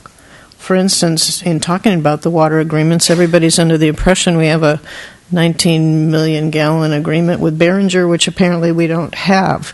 And given the rationale that we put in place to put those agreements there in the first place, I think we would want to know how much they're actually consuming of city water so that we could write or approach them to write a reasonable water agreement with them. And that's necessarily, I believe, going to make their consumption probably a matter of public record.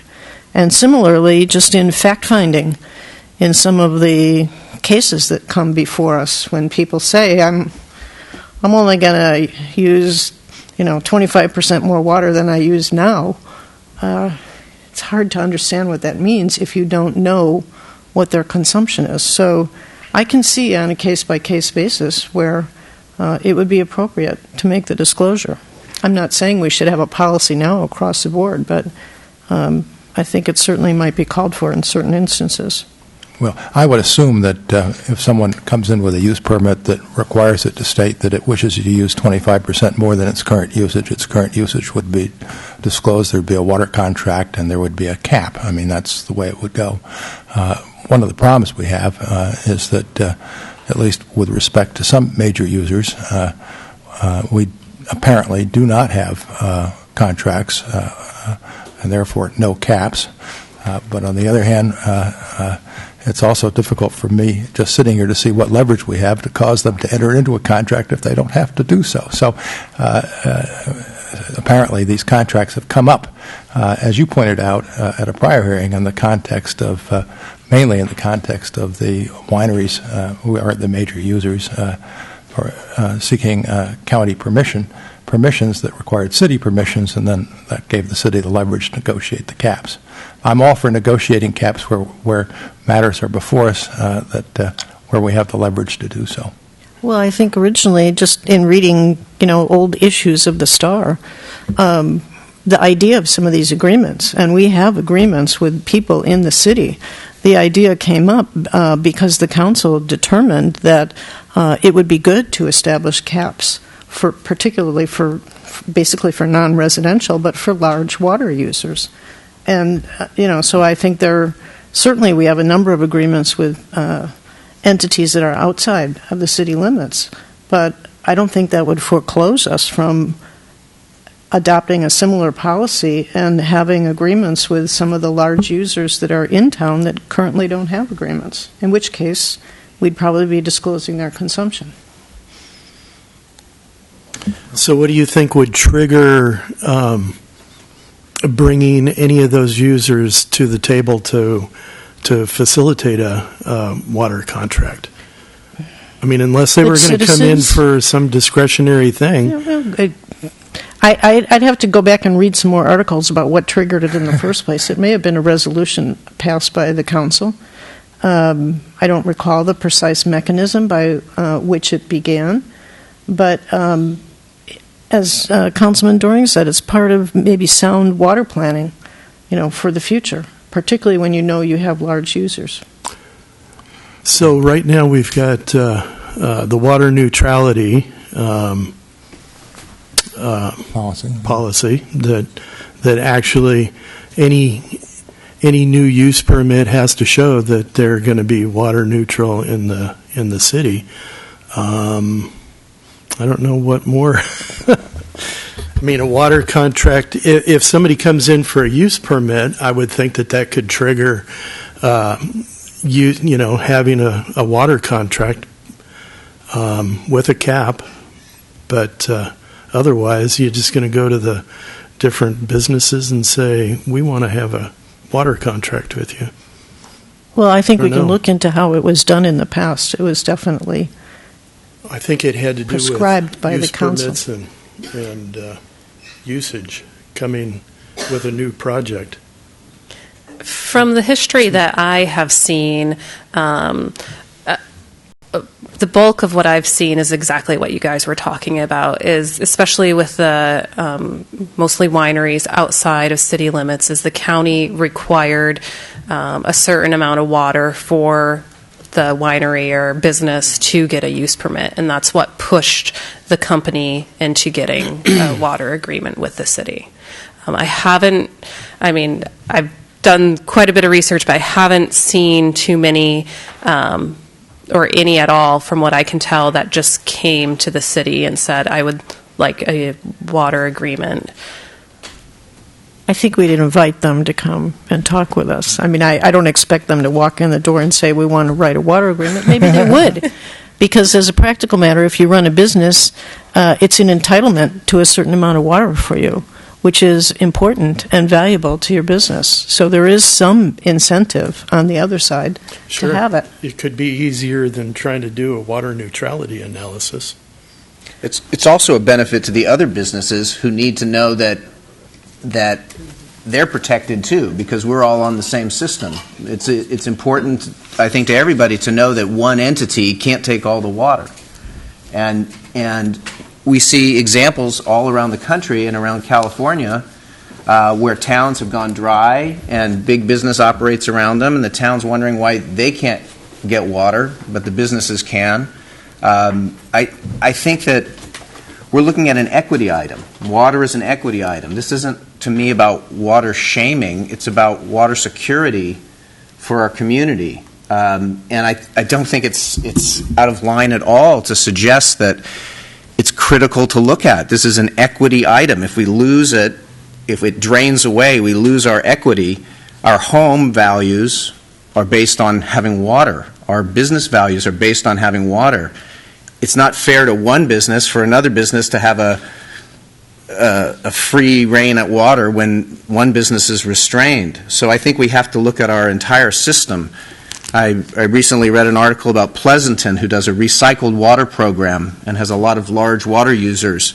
And I think in a system like that, at some point, they do get together with everybody and say, hey, we're all on the same system.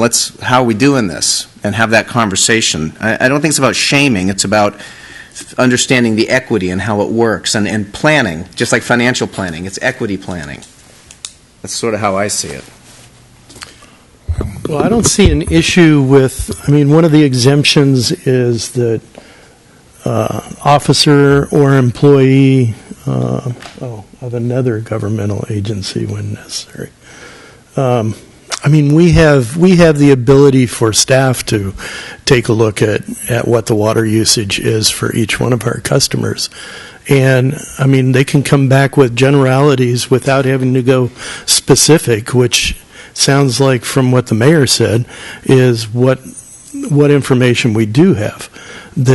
And also we've got our water formulas with the safe yield water analysis that gives us a planning tool for being able to take a look and see if we have enough water for new projects and such. So I really don't see a need for opening this up for public records requests for the general public to be able to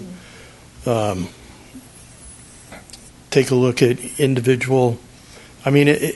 If the council was to go that way, why would it just be for businesses? Wouldn't we also want to look at individual residences, open it up for, across the board of all water users if you're wanting to do that? Well, do you? Well, there's a point at which you can commodify water as a large business. And I think it's worth looking at what happened in other regions where they lost their water, or they're fighting with a large corporation for their water access, and say, okay, how are we doing? Are we doing everything we need to do to A, protect our system, and then B, maximize it? When I look at Pleasanton and what they did, they said that all their major big water users were actually a benefit to them, and they were able to build a recycled program with everybody's kind of combined pitching in. It benefits everybody.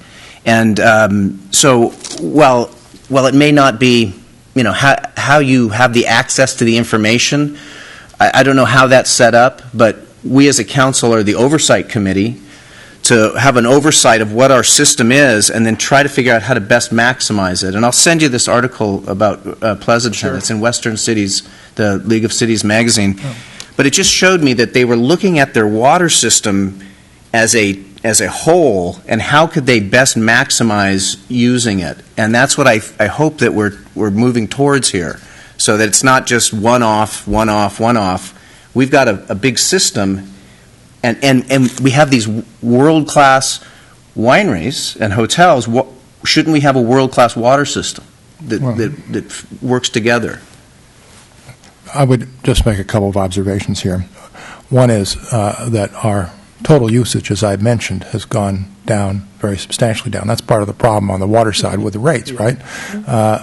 So it's gone way down from, in the late, before 2010, in the 2000s there, city usage was around 2,300 acre feet per year.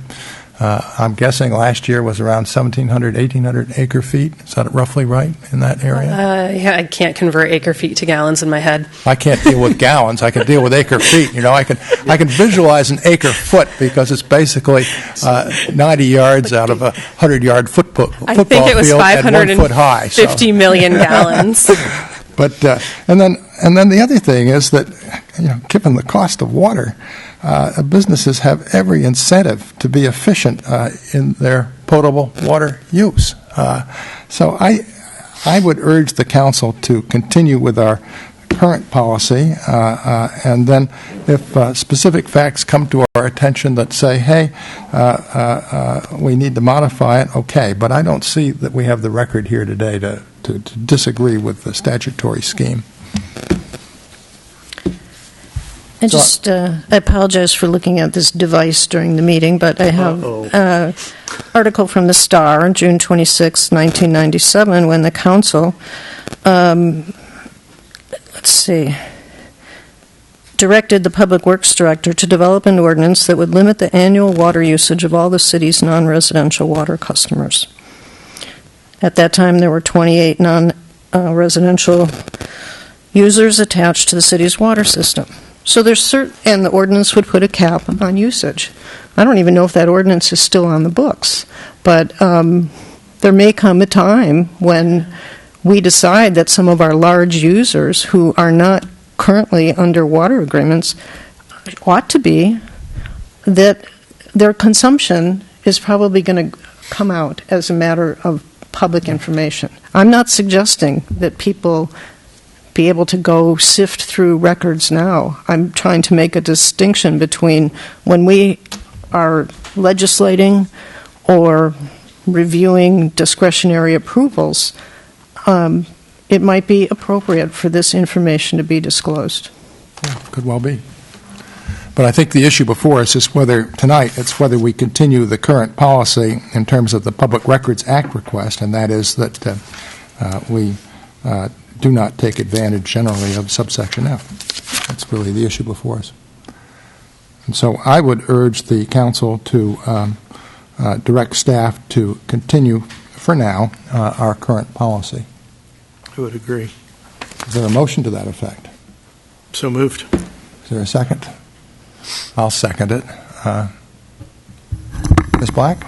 Vice Mayor White? Yes. Mayor Galbraith? Yes. Councilmember Doring? Yes. Councilmember Ellsworth? No. Councilmember Coberstein? I'm going to vote no, just because F... Turn on your microphone, please. Pardon me? Your microphone? I'm going to vote no because this F does require us to make a determination. And so it's not as though this information just slips out there without us making some determination that there's an interest in disclosing it. All right. That takes us to our... Oh, you want to take a 5-minute break? All right. Mayor, the Vice Mayor wants a 5-minute break.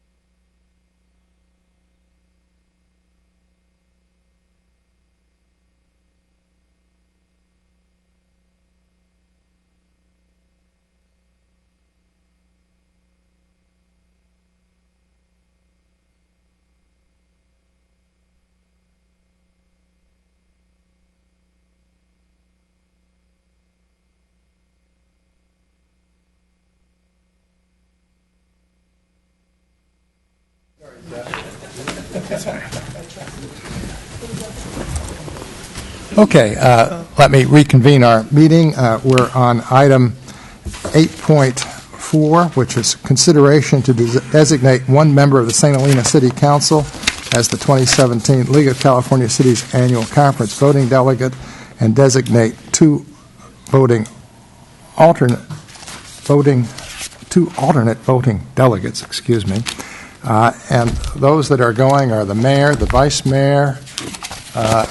Who else is going? We've got Councilmember Ellsworth and Mr. Ellsworth and Councilmember Doring.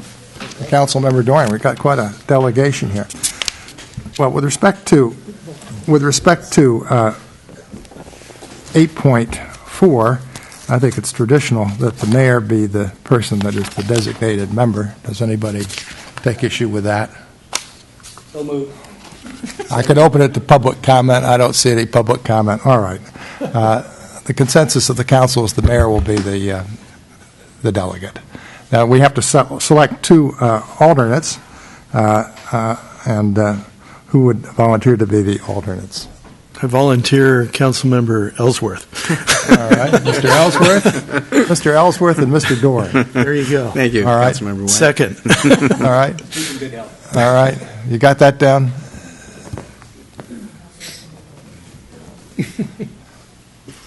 I just want to make sure I'm the third call, not the first. All right. So you have clear direction from a consensus council on that one. With respect to 8.4 and 8.5, I would suggest we take them together, and my recommendation would be that the mayor be given the authority to decide how to go at the meeting. And the reason I say that is that often at these meetings, first of all, there's further comment at the moment. There's only seems to be supportive comment by the cities, but you don't know that it's going to end up that way. And beyond that, the League of California Cities may have some further modifying or change in language, and the voting delegate needs to be in a position to accommodate that if what the League of Cities recommends seems reasonable, and which it normally is, and which is commanding most likely strong majority support. So that would be my suggestion with respect to 8.4 and 8.5.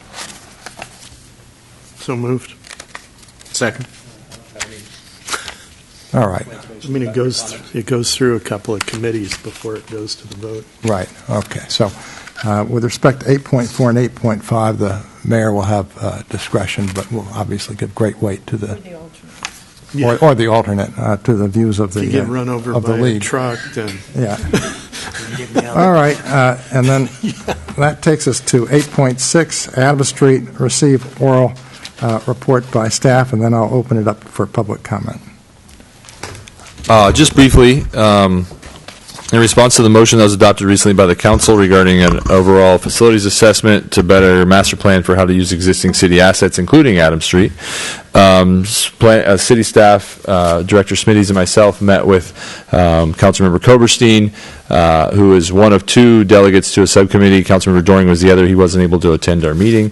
Sat briefly to discuss, kind of lay out an outline and overall framework as to how we would move the facilities assessment RFP forward and bring a staff report kind of discussing that element to the council.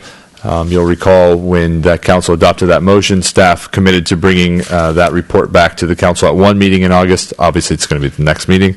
And so at that time, staff will have more information on that analysis. We discussed, as I mentioned, the overall framework, and then Councilmember Doring chimed in and concurred on that electronically. So staff feels we have a good basis for moving forward with a draft document. The intent would be to bring it back to facilitate a council discussion on it, to provide additional direction to staff, that then we can then move forward with finalization of the RFP, ensure we've included all elements that the council would like us to include, and then move forward with drafting and issuing. So, all right, let me open it up to public comment. And I would just say I'd welcome input from Councilmember Koberstein, as she was the only member of the subcommittee that was there. All right. Hi. Me again, thank you. Mike Thomas, St. Helena.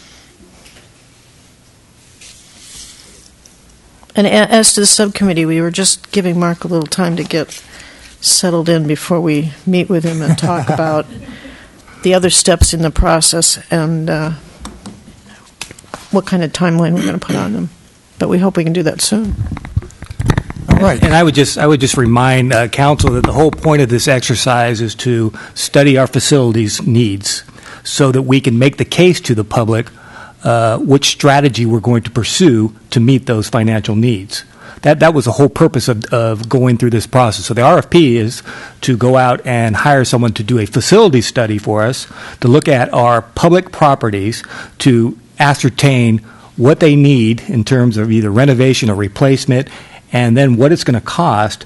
And so the point is, yeah, we can hurry up, but we're still going to make the same mistake if we hurry up that we made in the past. And that mistake was we did not sufficiently articulate our needs to the public so that we can tell them why we were even interested in wanting to sell Adams Street for $20 to $22 million.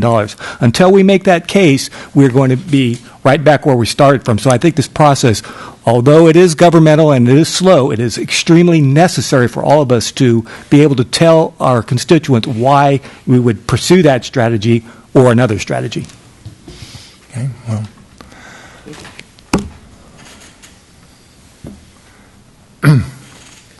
I must say that I would hope everybody went back and looked at the long-term financial forecast and the deficit that we have on the general fund side that Ms. Phillips put together. It remains a pretty dramatic story over time, and I think some of it came out today in terms of the discussion of the capital plan that while we're addressing immediate needs, we have a lot more that needs to be addressed. And one of the other points of this RFP is to look at the value of what we have, is to assess the value of what we have and see what that is as compared to the needs as well. All right. I think There was one more. Oh, what did I miss? Wastewater treatment plant I didn't. upgrade status. I think you went over that, didn't you, fairly comprehensively? Just a quick update was the July 12th was that deadline to submit a response to the state on they're not happy with us. I got an email response from our state project engineer the next day saying he's genuinely pleased with us and the direction we're moving, and thanked us for the detailed letter. And then I've since spoken to him, of course, about the emergency work going on at the wastewater treatment plant, and that the fact that the geotechnical folks were out on the scene this last month, and they were finishing up last week with their ground penetration study to put together their map on how many they're going to recommend how many groundwater monitoring wells instead of 17. If you recall, there was like 16 or 17 new wells so they're going to comprise all their data together and come up with hopefully a revised number of wells to do groundwater monitoring. So that $600,000 figure is still in flux. We don't know if that's the final figure yet, right? Correct. Okay. And we're hoping for fewer wells, not more wells.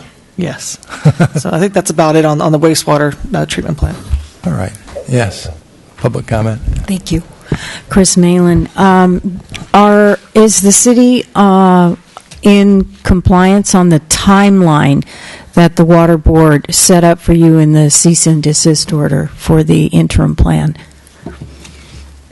The letter we provided him showed that the revised dates, and I have not gotten an official response in writing other than we're generally pleased with the direction you're going. So far we're showing that we're meeting the ultimate deadline of 2021 on the compliance of the plant. Because I know they were worried about the interim plan coming on board in time for the storm season. So you just need to be being prepared for this fall. Yes. We're working on that. And part of that was the emergency work we did and getting the irrigation, the additional irrigation out there. Yeah, because the whole idea is not to have another event that draws the attention of the Water Board, and they guaranteed that there would be fines if that did happen. So part of it was the timeline and the interim plan meeting the timeline so that we don't have more problems with the river and groundwater. Thank you very much. Okay, thank you. Obviously, the timelines are important. I don't like that word guarantee. You always have the opportunity, working with another government agency, to persuade them that you're proceeding in good faith. In any event, any further comments? All right, I'll adjourn the meeting. Thanks very much for being here.